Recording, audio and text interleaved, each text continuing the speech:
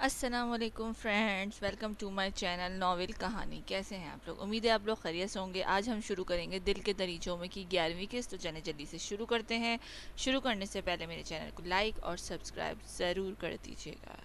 کمرے میں داخل ہونے کے بعد اس نے ہاتھوں میں تھامے ہینگرز جلدی سے بیڈ پر پھینکنے کے سے انداز میں رکھے اور خود تیزی سے کلوزٹ کی جانب بڑھی۔ کلوزٹ کھولنے کے بعد وہ بہت تیز تیز ہاتھ چلاتے ہوئے مطلوبہ چیزوں کو ڈھونڈنے لگی، لیکن وہ وہاں ہوتی تو ملتی نہ۔ اپنی تلاش میں ناکامی کے بعد وہ خوف زدہ سی اس کے ہینگ ہوئے تمام کپڑوں کے پاکٹ چیک کرنے لگی، لیکن ندادر ایک آخری حربے کے طور پر اس نے دراز کھولنی چاہی، لیکن دو لاک دراز دیکھ کر اس کی پیشانی پر بل پڑے۔ لیکن تیسرے دراز کو ان لاک دیکھ کر اسے خوشی ہوئی کہ شاید اسے ہی کچھ نہ کچھ مل جائے، لیکن دراز کھولتے ہی اس کا دل چاہا وہ اس کلوزٹ کے مالک کا سر اسی دراز میں دے مارے، کیونکہ اس دراز کے اندر ایک لاکر تھا جو پاسورڈ سے کھلتا تھا۔ اب یہ کیا مصیبت ہے؟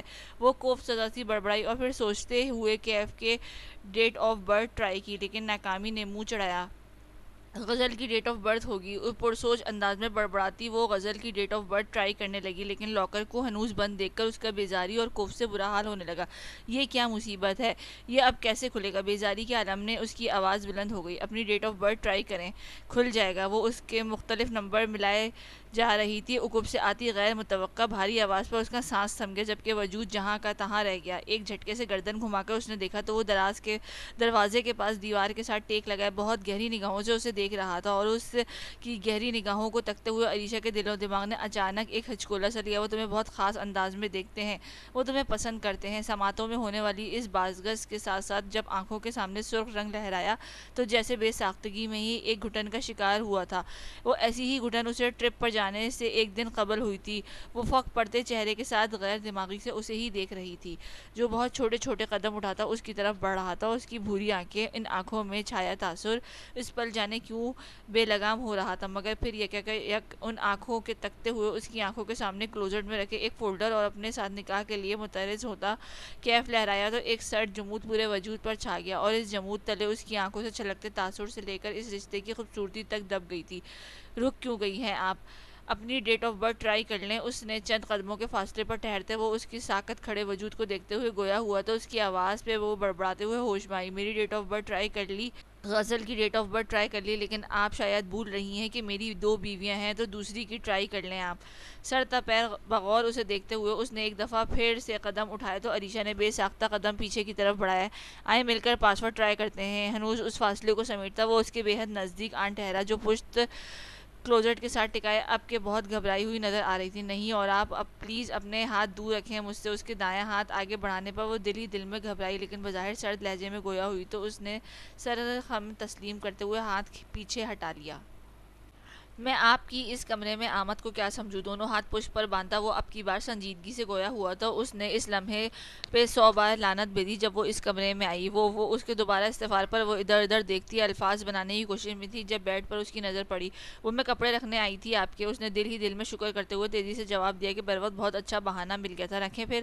اس نے ایک نظر اس کے چہرے پر ڈالتے ہوئے سنجیدگی کا مظاہرہ کیا تو اس گلے پڑتی سچویشن پہ روحان سی ہو گئی۔ آپ پہلے کمرے سے جائیں۔ اس کی بے باک حرکتوں کے باعث وہ اس سے خائف ہونے کے سبب اس کے سامنے زیادہ دیر ٹکنے کا رسک نہیں لے سکتی تھی۔ علیشا، گڑے مردے مت اکھاڑیں، کیونکہ غزل اور میرے تعلق کے پنے جب کھلیں گے تو بہت کچھ ایسا سامنے آئے گا جو آپ برداشت نہیں کر سکیں گی۔ اس لیے بہتر ہوگا کہ اپنے مائنڈ سے اس سارے میس کو نکال کر اپنی اسٹڈی پر فوکس کریں۔ اس کے باہر جانے کے حکم پر باہر کی قدم جب بڑھاتے کے بجائے اس نے 2 قدم اس کے اور بڑھائے اور اس سے انچ بھر کے فاصلے پر ٹھہرتا بھاری مگر قدرے مدھم آواز میں گویا ہوا اس کی باتوں کو بہت توجہ سے سنتی۔ علیشا اس کی باتوں پر الجھ کر رہ گئی تھی۔ جس رشتے کو لے کر آپ مینٹلی تیار نہیں ہیں اس کو سر پر سوار نہیں کریں۔ اپنا آپ، اپنی نرمی، اپنی معصومیت، اپنی بے ساختگی اور شخصیت کو اس رشتے کی نظر نہیں کریں پلیز۔ خلاف توقع وہ بنا اسے اپنی شدتوں سے آگاہ کروائے گمبھیر لہجے میں بولتا ورتا حیرت میں مبتلا کر رہا تھا، تو آپ اس رشتے کو ختم کیوں نہیں کر دیتے جبکہ آپ اس رشتے کے لیے راضی بھی نہیں تھے اور آلریڈی غزل سے پیار کرتے ہیں؟ اس کے نرم لہجے پہ اسے اتنی ہمت تو دے ہی دی تھی کہ وہ حیرت کے جھٹکے سے سنبھلتی سپاٹ تاثرات کے ساتھ سنجیدگی سے گویا ہوئی تو اس کے چہرے کی گمبھیرتا بڑھ گئی، جبکہ لمحے کے 1000ویں حصے میں اس کی کنپٹی کی رگ نمایاں ہوئی۔ آپ یہ رشتہ ختم کرنا چاہتی ہیں؟ وہ ایک قدم مزید اس کی جانب بڑھا تو اس نے بیچ موجود انچ بھر کے فاصلہ لمحوں میں ختم ہوا۔ اس اچانک نزدیکی اور اس پر متضاد اس کا سوال، جبکہ ذہن میں گونجتے الفاظ وہ تمہیں پسند کرتے ہیں اور تمہاری کلوزٹ میں رکھا اینولپ، سب نے ایک ساتھ اس پر حملہ کیا تھا، جس کے باعث وہ فوری طور پر گھبرا گئی تھی۔ جی جی کڑا کر کے کہتے ہوئے اس نے کلوزٹ کے ساتھ چپکے ہی وہاں سے کھسکنا چاہا۔ جب اس نے سرعت سے اپنا دایاں ہاتھ کلوزٹ پہ رکھا، اس کی اس حرکت پر متحیر ہوتے اس نے بائیں جانب سے کھسکنا چاہا، جب اس جانب بھی اس نے مضبوط بازو نے زنجیر بنا ڈالی، اس کی بے حد نزدیک ٹھہری۔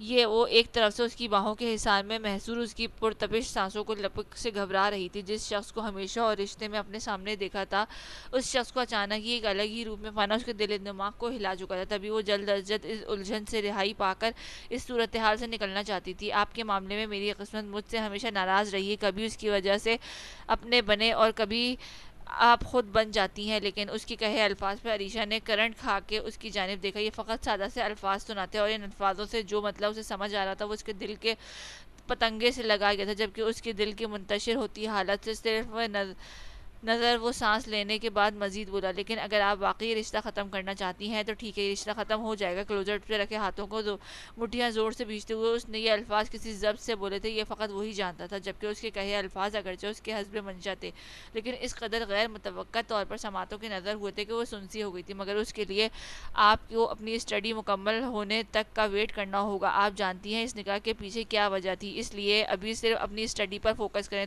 تاکہ تب تک ان لوگوں کی توجہ آپ کی سمت سے مکمل طور پر ہٹ جائے۔ وہ بھاری لہجے میں کہتا اس کے اندر تک کو خاموش کروا گیا۔ اسے ہرگز توقع نہیں تھی کہ وہ اتنی جلدی اور اس قدر آسانی سے مان جائے گا، لیکن پھر اسے غزل کا خیال آیا تو پرسکون ہوئی کہ اس کے فیصلے کے پیچھے یقیناً غزل ہوگی۔ اس کے چہرے کے بدلتے بگڑتے پرسوچ تاثرات کو گہری نگاہوں سے دیکھتے ہوئے وہ کھولے سے اس پر جھکا تو وہ جو اپنی سوچوں میں مگن تھی اچانک گڑبڑائی۔ کپڑے سیٹ کر دیں ورنہ نیچے جا کر کیا جواب دیں گی کہ اتنی دیر فقط میرے ساتھ وقت بتاتے ہوئے کر دی۔ اس کے کہنے سے ہجل ہوتی ہوئی وہ اس کے بازو کے نیچے سے نکلنے کی کوشش کرنے لگی۔ جب بہت بے ساختگی میں اس کے حصار پر جھکا تو وہ زور سے آنکھیں میچتی ہوئی اس لمس کی حدت کو بمشکل برداشت کرتی اس کے بازو کو ہٹا کر تیزی سے اس کی پہنچ سے دور ہوئی۔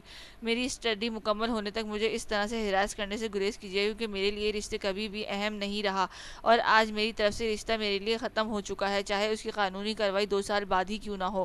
سرد مہری سے بھرپور لہجے میں وہ سنجیدگی کے ساتھ بات مکمل کرتی ہوئی بنا اس کے تاثرات جانتی تیزی سے دروازے کی جانب بڑھی۔ دروازہ ایک جھٹکے سے کھولتے اس کی نظر باہر سے دروازے کی جانب قدم بڑھاتی غزل سے ٹکرائی تو پل بھر کے لیے ٹھٹک گئی، لیکن اگلے ہی پل وہ نظریں چراتی اس کے پہلو سے ہوتی باہر نکل گئی۔ اس کے چہرے پر چھائے ناقابل فہم تاثرات سے الجھتی غزل نے لہجہ بھر کے لیے اس کی پشت کو دیکھا اور پھر سر جھٹکتی ہوئی کمرے کے اندر داخل ہوئی۔ کمرے میں داخل ہوتے ہی پہلی نظر بیڈ پر پھینکنے کے سے انداز میں رکھے کپڑوں پر پڑی تو چہرے پر چھائی سنجیدگی مزید بڑھ گئی۔ کپڑوں سے نظر ہٹا کے اس نے بائیں جانب دیکھا، جہاں وہ چہرے پر پتیلے تاثرات سجائے بلو پینٹ کے ساتھ وائٹ شرٹ جس کے کف بازوؤں تک فولڈ تھے، وہ شرٹ کے اوپری 2 بٹن کھولے دایاں ہاتھ کلوزٹ پر جمائے بائیں اس ہاتھ کی مٹھی بھیجے جس سے گہرے ضبط کے کڑے مراحل سے گزر رہا تھا۔ کیف اس کے ضبط سے سرخ پڑتے چہرے اور کنپوٹی کی نمایاں ہوتی رنگوں کو دیکھتے وہ پریشانی سے اس کی جانب بڑھی، لیکن وہ اس کی پکار پر بھی ہرگز اس کی جانب متوجہ نہ ہوا۔ اس پل وہ غزل کو وہی کیف محسوس ہوا جو رخصتی سے قبل صبح ناشتے کے بعد 2-3 گھنٹے اسے دنیا سے بیگانہ ہو جایا کرتا تھا۔ کیف اس کی توجہ نہ ہونے پر وہ اس کے نزدیک پہنچی اور آہستگی سے اپنا ہاتھ اسے کندھے پر رکھا تو وہ بہت بری طرح سے چونکا۔ کیا ہوا، سب ٹھیک ہے نا؟ اس کی خوبصورت آنکھوں کے کناروں پر گہرے ہوتی سرخی کی تکتے ہوئے اس نے متفکر لہجے میں استفسار کیا۔ ہنکارا بھرتے ہوئے اس نے ہاتھ کلوزٹ سے ہٹاتے ہوئے اپنی گھنے بالوں میں پھیرتے ہوئے گویا خود کو سمجھنے کی صحیح کی، لیکن اندر تک کی آگ جیسے آج سب کچھ جلا کر کاستر کر دینے کے در پر ہوئی تھی۔ آپ ٹھیک ہیں؟ اس کے دوبارہ استفسار کیا تو وہ جو پہلے سے بھی کئی گنا گھٹن اپنے اندر محسوس کر رہا تھا، وہ شرٹ کا تیسرا بٹن کھولتا اس کی جانب پلٹا۔ آئی ایم سوری غزل، لیکن میں اس وقت کوئی بھی بات سمجھنے یا سننے کی کنڈیشن میں نہیں ہوں، آپ سو جائیں۔ بمشکل اس سے بات کرتے اس نے لہجے کو کمپوز کیے رکھا اور پھر بنا اسے دیکھے سرعت سے اس کے نزدیک سے گزرتا وہ اسٹڈی میں گھس گیا۔ ایک دھماکے کی آواز کے ساتھ دروازہ بند ہونے پر اس نے لرز کر بند دروازے کو گھورا اور پھر بیڈ سے پہ پڑے کپڑوں کو تکنے لگی۔ ان بکھرے کپڑوں کو تکتے ہوئے وہ اپنے چہرے پر پھیلنے والے ناگوار تاثرات سے انجان تھی۔ چادر کو اپنے کھلے بالوں کے والے سر پر ٹکائے وہ اپنے اڑے حواسوں اور متغیر ہوتی رنگت اور بمشکل قابو پانے کی کوشش کرتی اپنی مطلوبہ کمرے کی طرف بڑھ رہی تھی، جب اچانک ہی نیلم شاہ اس کے سامنے آن رکی۔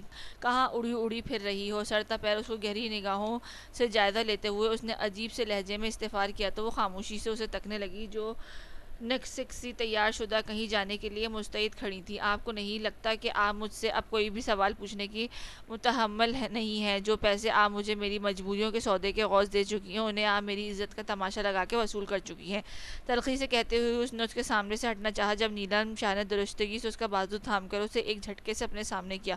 میں تم سے ہر لمحے کی رپورٹ لینے کی محاذ ہوں، کیونکہ جہاں تم کھڑی ہو وہ گھر میرا ہے۔ آنکھوں میں تنفر کی آگ لیے وہ پھنکاری تو کشمالہ نے سنجیدگی سے دیکھا۔ بالکل ہوگا یہ آپ کا گھر، لیکن میں اس گھر میں نہ آپ کے کہے پر ٹھہری ہوں نہ آپ کے لیے ٹھہری ہوں۔ جس کے لیے ٹھہری ہوں اس کے نام کے ساتھ لگا شاہ وہ واضح کر رہا ہے کہ یہ گھر اس کا بھی ہے۔ دو ٹوک مگر جتانے والے انداز میں کہتے ہوئے اس نے اس کی آنکھوں میں دیکھا، جن میں تنفر بھری آگ مزید دہک اٹھی تھی۔ یہ گھر اس کا ہوتا یا اس میں دم خم ہوتا تو وہ اپنی ماں کو یوں ایک کمرے تک محدود رکھتا۔ اس لیے تمہارے لیے بھی یہی بہتر ہے کہ اس کے کمزور پروں پر بھروسہ کرنے کی غلطی ہرگز مت کرو، کیونکہ ان قریب تم ان کمزور پروں کے بدلے در بدر بھٹکنے والی ہو۔ ہڈیوں کو جمع دینے والی سرد مہری سے کہتی وہ آتش فشاں لہجے میں گویا ہوئی تو نہ جانے کیوں کشمالہ کو اس سے خوف سا محسوس ہوا۔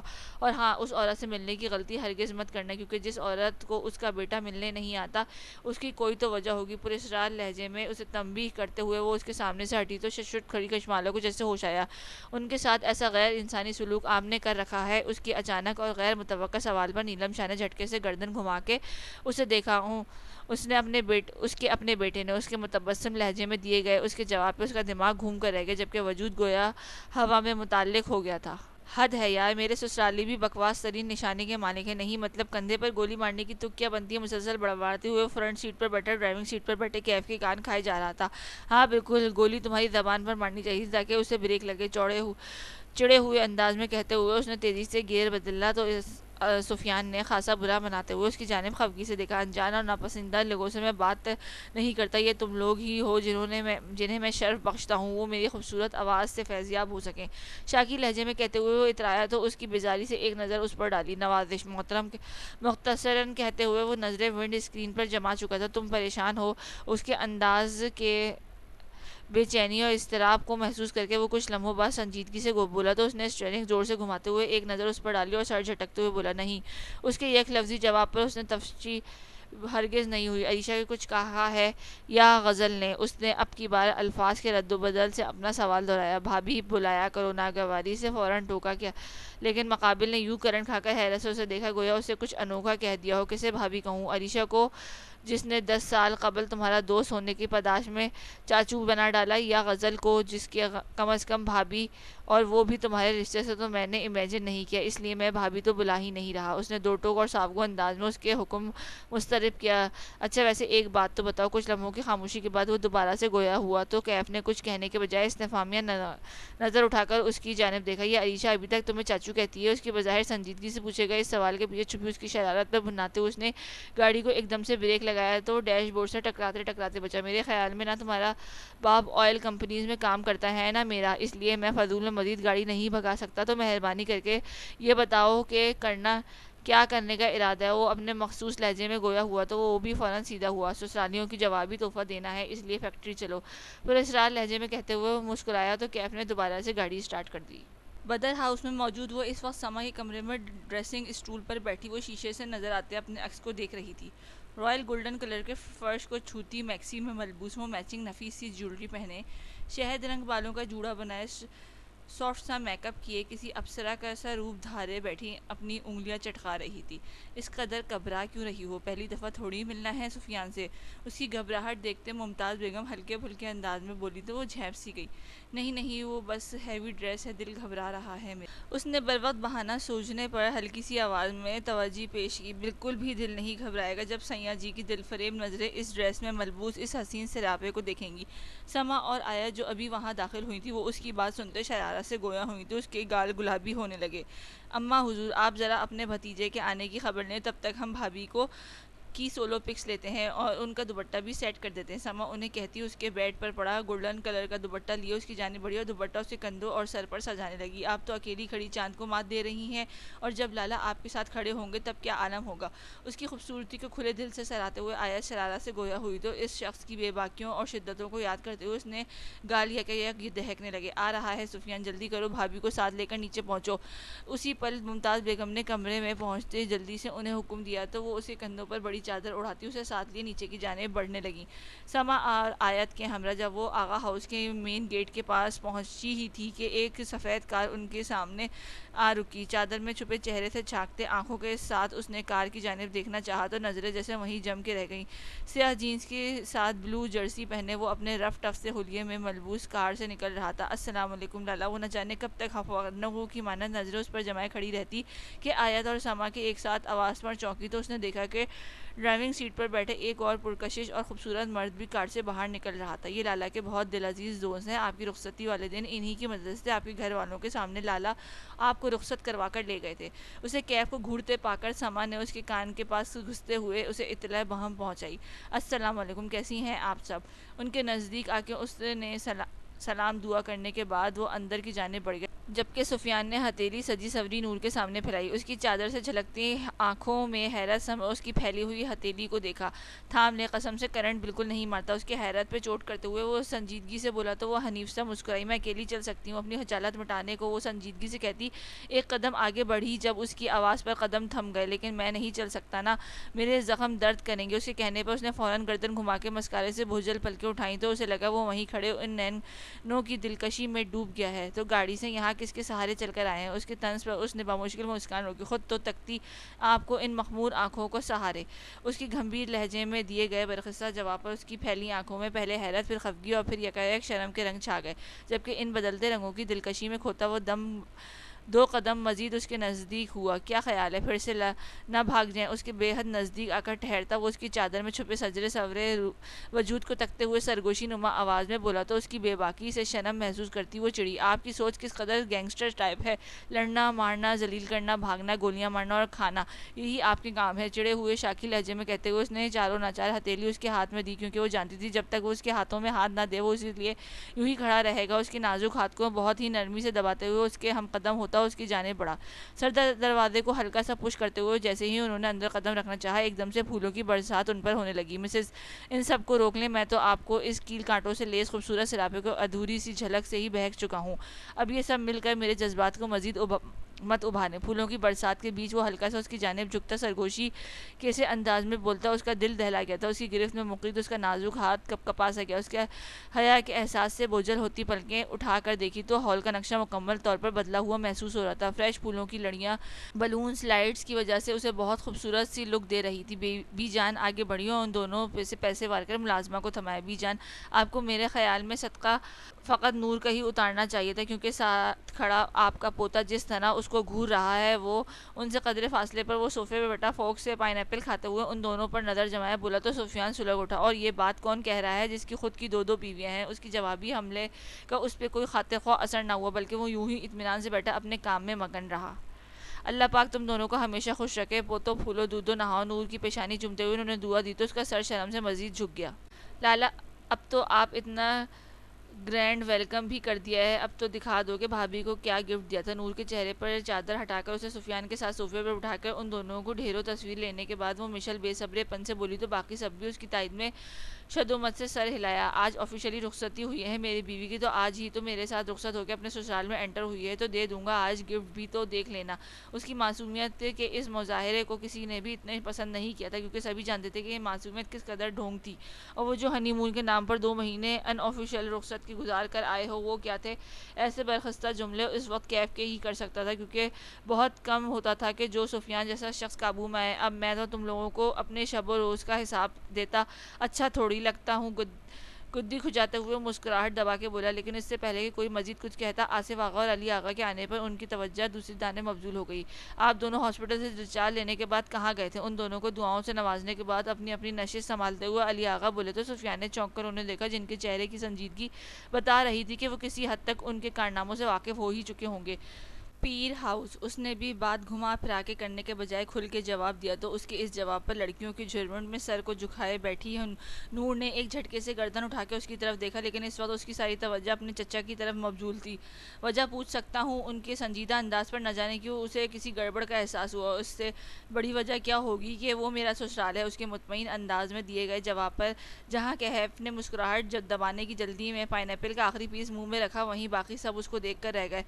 مل آئے سسرالیوں سے دونوں چچا بھتیجا اس وقت گویا باقی سب سے انجان بنے اپنے سوال و جواب میں مصروف تھے، جبکہ مارے پریشانی کے نور کے دل کو گویا پتنگے سے لگ گئے تھے۔ نہ آج اپنے آنے کی خوبصورت سے اطلاع دے کر آیا ہوں ملنے کے لیے، پھر کسی دن چلا جاؤں گا سیدھی ہی پیر حویلی، اس نے پھر بھرپور سنجیدگی کا مظاہرہ کرتے ہوئے جواب دیا۔ یہ اور بات تھی کہ آنکھوں کی چمک اور شرارت اس کے لہجے کی سنجیدگی کو مات دے رہی تھی۔ یہ کیا بات کر رہے ہو تم لوگ سفیان؟ تم پیر حویلی کیوں گئے تھے؟ تم جانتے ہو نا کہ وہاں ابھی جانا تم لوگوں کے لیے کتنا خطرناک ہے۔ ان دونوں کو اس سوال و جواب والی گیم کو بی جان کی متفکر آواز میں نے منقطع کیا تو دونوں چونکے تھے۔ جی بی جان۔ اب بی جان سے تو وہ ایسی برخستگی کے مظاہرہ کرنے سے رہا، اس لیے مختصراً کہہ کر بات ختم کر دی۔ یہ اور بات تھی کہ اب اس بات ختم ہوئی بات کو نور کو اس قدر بے چین کر رکھا تھا کہ وہ جو کئی گھنٹوں سے یہ دعا مانگ رہی تھی کسی بہانے آج وہ سفیان کے ساتھ کمرے میں جانے سے بچ جائے، لیکن اب وہ یہی دعا کر رہی تھی کہ جلد از جلد کمرے میں پہنچے تاکہ وہ اس سے اس کے بابت دریافت کر سکے۔ یہ کیا بکواس ہے؟ کس نے کیا ہے یہ سب؟ ان سب سے دور پیر حویلی کے حدود میں واقع پیر حویلی والوں کی ذاتی شوگر ملوں میں کھڑے سرمد سائیں بلند آواز میں دھاڑے۔ سائیں ہم کچھ نہیں جانتے، مشینیں بالکل ٹھیک کام کر رہی تھیں، لیکن پھر اچانک بجلی بند ہونے کی وجہ سے جب آدھے گھنٹے بعد کنیکشن ٹھیک ہوا تو دیکھا کہ مشینیں الیکٹرک کرنٹ کے باعث جل چکی ہیں۔ تجربہ کار مینیجر نے ان کے انداز پر بوکھلائے ہوئے بمشکل جواب دیا تو ان کا تنفس ہمارے غصے کے بھڑک اٹھا۔ اسی لمحے بلال لمبے لمبے ڈگ بھرتا بہت تیزی سے ساتھ ان کی جانب چلا آیا۔ آج دن میں یہاں کیف ملک اور سفیان آغا کے آنے کی خبر ملی تھی آپ کو؟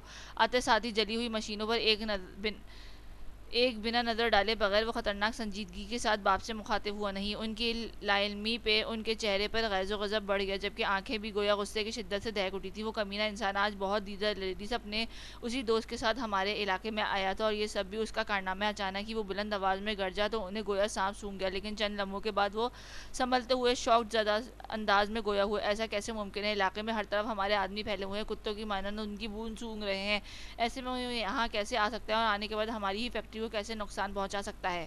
ان کا شوق اب اشتعال میں بدل گیا تھا۔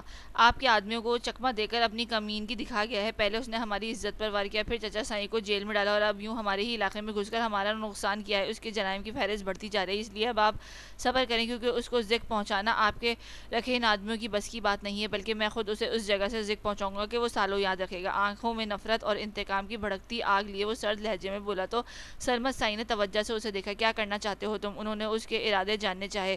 اسے اسی کے انداز میں جواب دینا، اس کے نپے تلے انداز میں کہتے ہوئے ایک نظر ناکارہ ہوئی مشینوں پر ڈالی تو اندر لگی آگ مزید بھڑک اٹھی۔ پتہ چلا کچھ کہ اس رات اسے بچا کر ہاسپٹل لے جانے والا کون تھا۔ انہیں اچانک یاد آیا تو واپس پلٹتے بلال کو پکارا۔ نہیں، لیکن آپ فکر نہیں کریں، اس کا بھی پتہ چل جائے گا، اور چچا سائیں کو بھی، کیونکہ اب تو ترپ کا پتہ میرے ہاتھ میں ہے۔ ہر پرتپش انداز میں کہتے ہوئے وہ تیز قدموں سے چلتے ہوئے باہر نکل گیا، جبکہ اندر سلگتے ہوئے سرمد سائیں پیر سائیں کو کال کرنے لگے۔ سن ہوئے دماغ کے ساتھ وہ ان کے کمرے کے بند دروازے کے سامنے کھڑی تھی۔ اس کا دماغ ابھی تک نیلم شاہ کے کیے گئے ہولناک انکشاف کی زد میں سے باہر نہیں نکلا تھا۔ ایسے کیسے ممکن تھا کہ وہ شخص جو اسے کچھ نہیں سمجھتا، جیسے اس نے ایک انتقامی کارروائی کی بدولت اپنی زندگی میں شامل کیا تھا، اس سے اپنی ماں کے لیے التجا کر رہا تھا، ایسے میں وہ کیسے مان لے کہ وہ اپنی ماں کی اس حالت کا ذمہ دار بھی وہی ہے؟ دماغ میں ڈھیروں سوالات کا بوجھ لیے اس نے ہولے سے دروازے کو دھکیلا تو حسب معمول منظر دیکھ کر اس کا دل کو تکلیف ہوئی۔ آج وہ بیڈ پہ نیچے کو پاؤں لٹکا کے بیٹھی ہوئی تھی، جبکہ پیروں پہ بندھی زنجیر کے باعث ان کے سفید زخمی پیر ایک دفعہ پھر سے سرخ ہو رہے تھے۔ وہ بے ساختہ آگے بڑھی۔ آپ پاؤں کو حرکت نہ دیا کریں، ورنہ آپ کے پہلے والے زخم بھی خراب ہو جائیں گے اور نئے زخم بھی آئیں گے۔